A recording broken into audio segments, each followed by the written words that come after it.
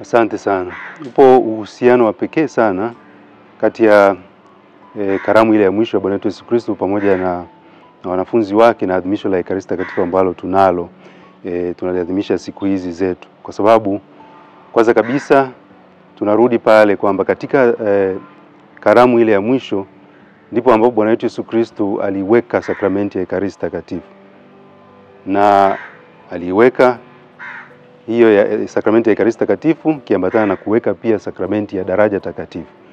Pale alipo toa mkate ule pamoja na kikombe kile cha divai na kusema huu ndio mwili wangu, hii ndio damu yangu na inayotolewa kwa ajili yenu.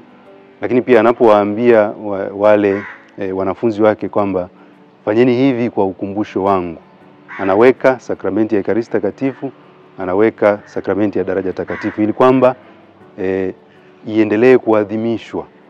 Hakuiweka sakramenti ya Ekaristi Takatifu peke yake, lakini aliwaweka pia wale ambao wataendelea kuiadhimisha. Kwa maana hiyo anaweka haya mawili katika adhimisho la Ekaristi Takatifu ambalo tunalo katika siku zetu hizi tangu mwanzo kabisa wa historia ya kanisa. Hayo ndio mafumbo yanayoadhimishwa.